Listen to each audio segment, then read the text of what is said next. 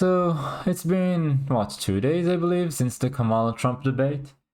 Honestly, I'm not sure quite what to think about it. I find the performance of Kamala Harris to be rather anomalous. I really didn't expect that. And I think a lot of others didn't either. I want to show you why before we move on to what actually came out of the debate. This is a remark she made about a year ago. Doing a tour of the library here and talking about the significance of the passage of time, right? Significance of the passage of time. So when you think about it, there is great significance to the passage of time in terms of what we need to do to lay these wires, what we need to do to create these jobs. And there is such great significance to the passage of time when we think about a day in the life of our children. So this is the way she talks normally, as in pre-debate. This isn't the only remark. There are many famous remarks of essentially Kamala Harris word salad. It's kind of meaningless, supposed to appear profound. She has never struck me as a particularly intelligent person. This is another one. People in the United States. So Ukraine is a country in Europe. It exists next to another country called Russia. Russia is a bigger country. Russia is a powerful country. Russia decided to invade a smaller country called Ukraine. So basically, that's wrong. Sorry for the interruption there. But you heard her explain about the Russia-Ukraine conflict in terms that I'd say are fitting for 3-year-olds, maybe. On the other hand, during the debate, she appeared rather different. The second point I want to make concurrently is the moderators were very biased, as a lot of people covered. But it's to the point where they fact-checked Trump's truths with lies. And we're going to see that here just before we get to the part where Kamala talks, and you can compare it with the way she spoke before the debate. Virginia, the previous governor of West Virginia, not the current governor, is doing an excellent job. But the governor before, he said the baby will be born and we will decide what to do with the baby. In other words, we'll execute the baby. There is no state in this country where it is legal to kill a baby after it's born.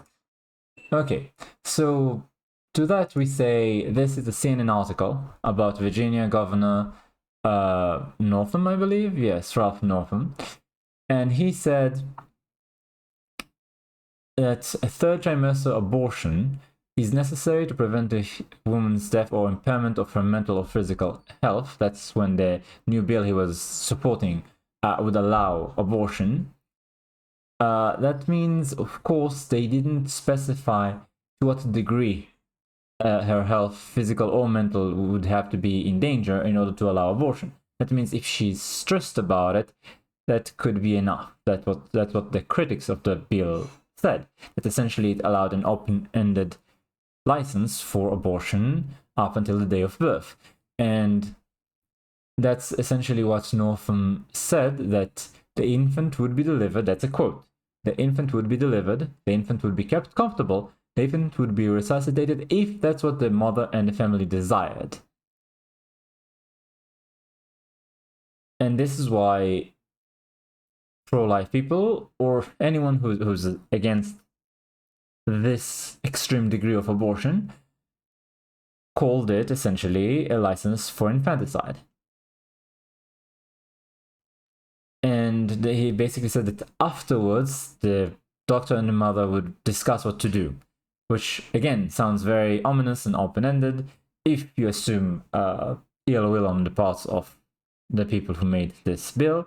If you assume, for example, you saw some videos about Planned Parenthood and the very lucrative trade in baby parts, then yes, you might assume ill will, you might assume malice, and you might assume that this is an open license for terminating babies prematurely, or rather just before they're about to be born, or even if they are born alive. So that's what Trump meant. Obviously, he's correct in that there was a Democratic governor, Virginia Democratic Governor Ralph Northam, and that actually said this. That's what he's referring here. And they are fact-checking him with falsehoods, claiming that nobody ever claimed anything of the sort. No, there was a debate about late-term abortion, abortion until birth, and so on. And Trump specifically said that he is against federal abortion bans, that every state should decide for itself, meaning the people who live there vote on it. And majority rules, if you don't like it, you can always move to another state to do the abortion there. I don't think he's unreasonable. I don't think he's an extremist. But your mileage might vary. Anyway, back to the point about Kamala Harris here. Donald Trump had selected 3 members of the United States Supreme Court with the intention that they would undo the protections of Roe v. Wade. And they did exactly as he intended. And now in over 20 states, there are Trump abortion bans, which make it criminal for a doctor or nurse to provide health care. In one state, it provides prison for life. Trump abortion bans that make no exception even for rape and incest, which understand what that means. A survivor of a crime, a violation to their body, does not have the right to make a decision about what happens to their body next. That is immoral. So this did not sound like the normal Kamala Harris to me. I don't think anyone reasonable would say that this is the same person. When she keeps in this vein, she does not repeat herself as she used to. She does not provide very basic, really kid-level explanations as she used to. She doesn't sound the same. It's as though somebody else is voicing through her their thoughts. At least to me, again, personal opinion. But a lot of people felt that something was fishy, and there was an earring that she wore that's very similar to a Bluetooth device earring. And this is an article from the New York Post about a company that says that Kamala Harris's debate earrings, strikingly similar to its Bluetooth device, offers to make ones for Trump. A lot of people over the web marked the similarity between her earring and the Bluetooth device that is up for sale. So the other option, in my opinion, would be that she simply had the debate questions way in advance and memorized her lines.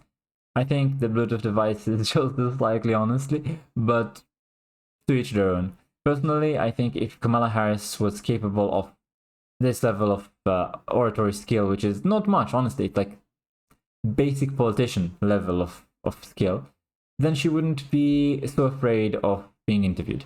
She basically, I think, had one interview that was cut down to a couple of minutes, and she had her running mate with her.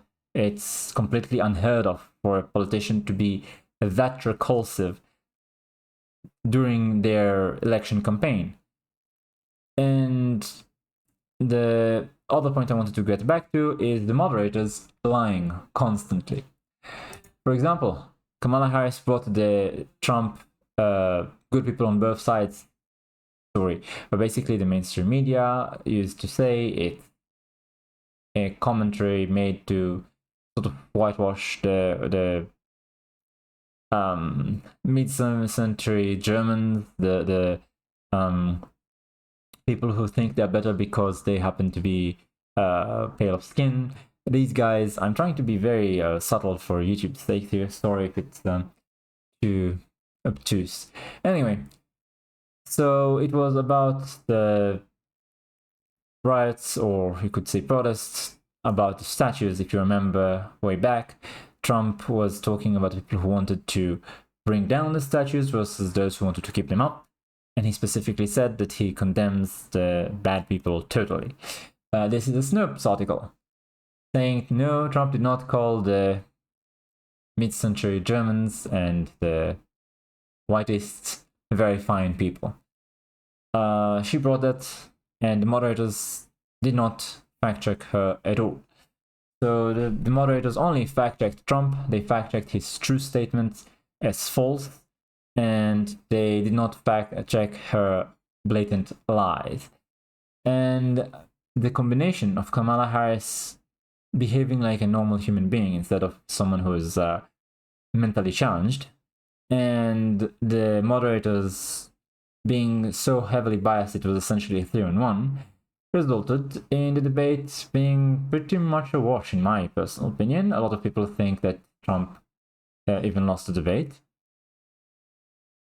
But for some reason, we don't actually see much of a change in the polls.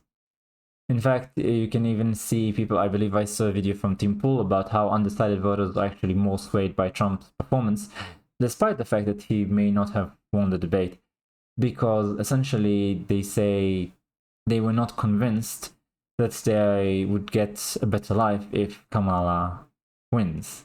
Meaning they've lived through a Trump presidency and they lived through a Joe Biden presidency with Kamala as the vice president, and they say, well, it was better under Trump.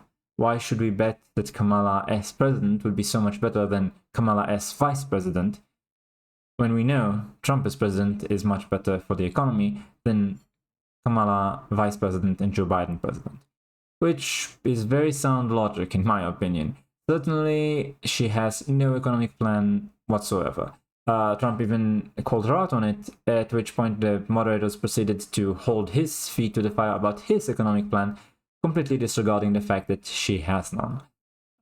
Which, again, your mileage might vary, but I thought it was a 3-on-1, really.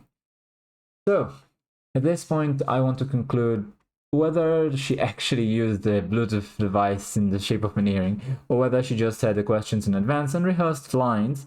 It definitely did not sound as though it was Kamala Harris speaking on the spot. I'd also say that if she was capable of basic communication on that level, I would be completely not understanding the need for her to hide from every and all interviews, communications of the press conferences, anything. She just hides in the basement like Joe Biden did, or worse than Joe Biden did even. She holds no rallies, she does no interviews, she does no press conferences. It's just... yeah. Again, I was not impressed by Kamala Harris. I was surprised because she didn't embarrass herself as badly as I expected her to. And I think a lot of people felt the same. Even if you were on the left, I think before the debate, your hope was that she doesn't embarrass you too badly. And she just communicated like a normal person, which was out of place. I think the moderators really burnt their credibility there. I think they burnt the credibility of ABC News there. And, well, I think in the end, this won't do much to flip the results either way. I think people are pretty much entrenched. I think undecided voters are more likely to listen to the policy than the fluff. That's why they are undecided, because they are not tribal. They want to know which side to fall on this particular election as opposed to going by groupthink. And such people will obviously weigh the pros and cons rather than just see a clip where Kamala Harris gets to, how to put it, make many accusations without backing them against Trump. Then the moderators approve her and shut down Trump, and this becomes a clip. That's pretty much the highlight for the left on this debate, in my opinion. I did not see any policy positions that were put forward now that weren't before. I didn't see any logical arguments made that were new to me or that surprised me or could not be defeated by run-of-the-mill conservative rhetoric. I was honestly not impressed with the meat and potatoes from the left. I was impressed with their strategic, let's say tactical ability to manipulate the conversation, because I honestly expected them to have a complete debacle on their hands due to the candidate they chose not being a skilled orator, not being sharp-witted. Anyway, that's all for me. You can comment if you like about what you thought about the debates, and I'll see you next time.